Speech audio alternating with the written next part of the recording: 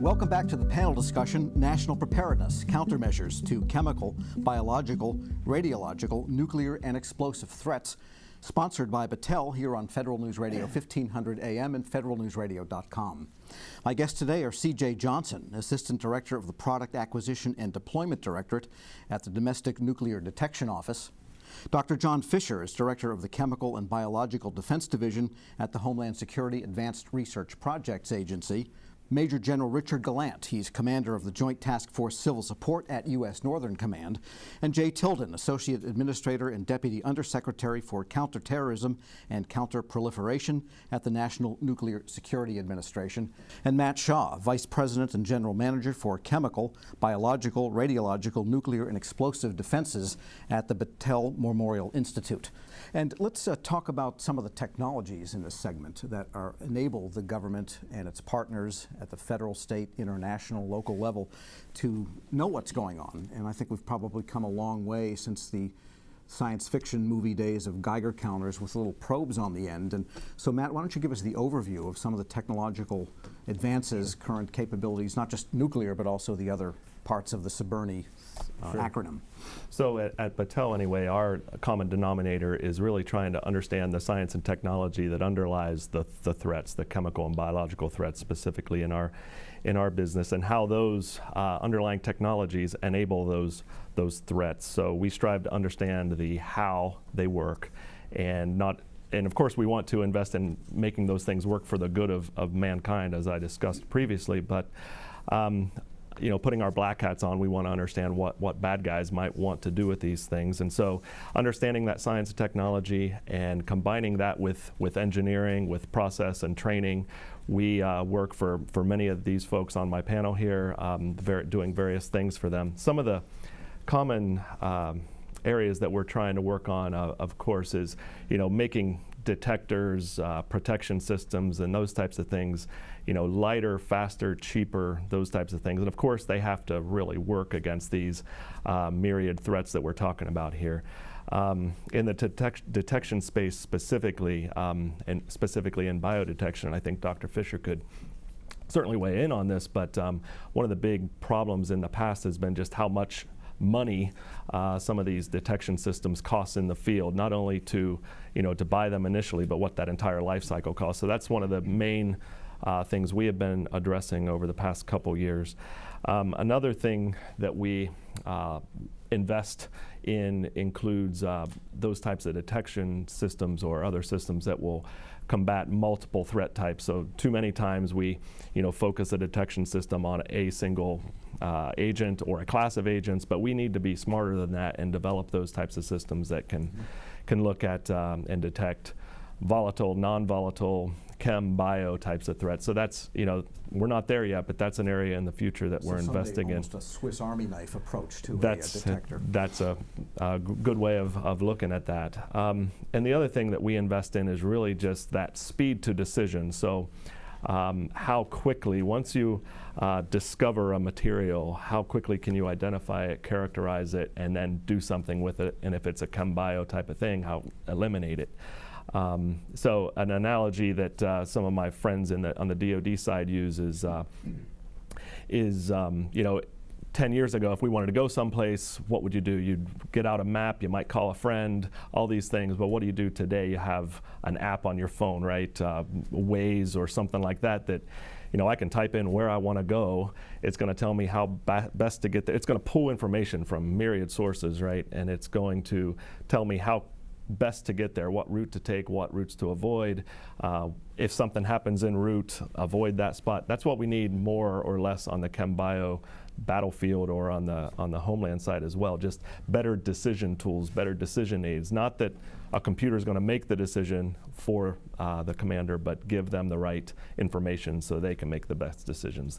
Those are, in broad categories, those are the types of things that Battelle is investing in, and think that that's where the future needs to go. But there is an industrial base that is capable in these different areas, because when you're talking about the various areas of detection, each one is almost a discipline in and of itself in terms of chemistry and equipment. Yeah, and to get to to integrate those so that you get, as I was saying, you don't want a detection system that only looks for a certain agent or agents. And you need those detection systems to be able to adapt to add new agents. If there's a new SARS or if there's a new bird flu, you want to be able to look at that. You don't want to have to go out and a year later have antibodies developed and all this wet chemistry approach. You want to have technologies that can adapt to the new threats, the evolving threats. Okay, and I guess the Northern Command has done exercises with some of this gear, and so there's a big training component that goes along with it. Battelle has done quite a bit of work to help train with our subject matter experts, various National Guard, the CSTs, the HERFs, and those units, Northcom, et cetera. We did an exercise that General Gallant might remember called Vista Proximity. You might want to say a little about that, but yeah, go ahead. Yeah, Tom, I think it's a critical subject here because, my question every day is how do I provide the right response with the right force and the right expertise, right? Because I have to leverage the capabilities and the technology of industry and the interagency. So I need to continually watch what they're doing, what they're developing that can help me become lighter, faster, more interoperable, and more capable, because that's what I owe the interagency. When we're called to respond, we need to be able to get there as quick as we can and save as many lives as possible. And so we have to work together. And one of the ways we do that is through a continuous exercise program. And Vista Proximity, after a couple years ago when we had a strain of the bird flu come in, at Northern Command, we realized, hey, our bio response was not all that fleshed out. So we needed to develop, a better plan on how, as an interagency, we would respond to a bio incident like that. And we're not just doing with biological, it's chemical, it's nuclear. In the past 6 months, we had our major national Tier 1 exercise nested with FEMA was Ardent Sentry, Northcom Ardent Sentry, and we worked through a 10 kiloton debt in the New York region. And only by looking at something like that, which is going to produce massive effects that are going to overwhelm the local responders, the state responders, and you're going to need a whole of government response to something like that. That's how we get after providing that right response with the right force and right expertise. And just a detail, how do you simulate in an exercise something like a 10 kiloton, kiloton detonation? Oh, we leverage the capabilities of the interagency and industry, and there's simulation models. We work extensively with DITRA, with the Department of Energy, to simulate those things, and the modeling they do can replicate that. And we don't just do it in a DoD bubble. We work with the state of New York, the state of New Jersey, federal emergency, all the regions of FEMA, so everyone understands what they're having to respond to. Because one of my critical questions is, okay, we have come a long way as a nation in the last 15 years. As the FEMA Administrator Fugate used to say, it's not your grandfather's FEMA anymore. He brought it along tremendously. So there's increased capability regionally, locally, at each state. So we need to identify where those gaps are. How does the Department of Defense, the big DoD, how do we inject the right capacity, the right capability to augment the response that's already capable of responding? Got it. Okay. And John, at Science and Technology Directorate, and especially at HS ARPA, what are some of the things you're looking at, funding, maybe making your own bets on with respect to these future technological capabilities that might be needed in this whole evolving CBRNE area? Right now, one of our big emphasis areas is looking at chemical detection in civilian environments. So, as I said before, we do not develop unique technologies because there's so much work going on already within the Department of Defense. We do our best to leverage the technologies that they are developing. The challenge we have is that technologies developed for a military environment don't necessarily work in a civilian environment. So, for example, You'd think that would be the other way around. One would think. But for example, things we've learned from testing is that a chemical detector, which would work really well in a military field, is set off by cleaning solvents. So there might be an enclosure where a janitor passes by with an open bottle of cleaning solvent and it will set the detector off. You're clearing out a metro station. Then we clean out the metro station. So what we have done is taking what we call an orthogonal approach. So we take two different types of detectors, put them into one box, and try to have one confirm the other. There are still some challenges with that, so we have a ways to go, but that's one of our big areas of emphasis, so we are slowly but surely making progress. On the biological side, the systems that we have deployed right now, they work very, very well. The issue we're trying to address is time to respond. Mm-hmm. So for example, we're right now looking at new technologies which are called biological triggers. So systems that collect large amounts of air and do a very crude analysis of samples that are collected. All that tells us is that there's something biological present. It doesn't tell us what, but it reduces our response time by hours. Mm-hmm. So if we know that there's something present, we can do a confirmation analysis to determine if there's something threatening there or not. So looking at that to probably be deployed operationally within the next 2 to 3 years.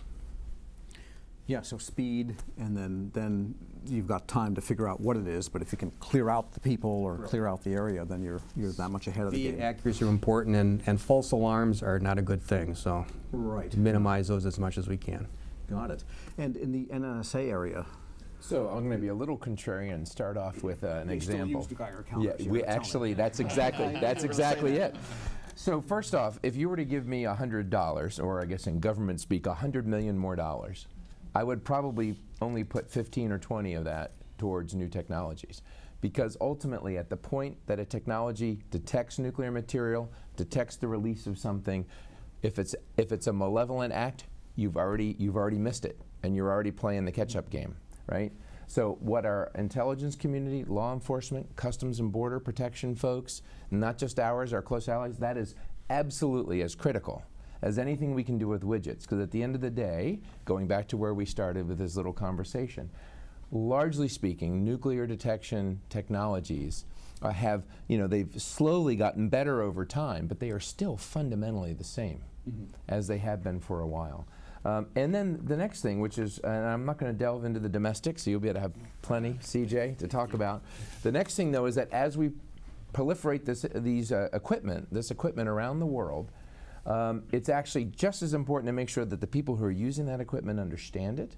And then, how do they understand what the spectra is? What does the reading say? Some of this equipment says yes and no. Some of the equipment actually tells you what it is if you look at the spectrum. So the department provides for the government and for our international partners a 24/7 capability called triage. Basically, any competent authority in the States as well as overseas can send the spectra to us, and within 30 minutes we will tell them, do they have a threat or don't they have a threat, and what is it from the material perspective. About technologies and strategies kind of going forward, it's clear that any nuclear detection technologies need to be nested in a system of systems. We are looking at how do we improve the algorithms, how do we improve the ability to characterize. Wide area detection of nuclear material remains very difficult.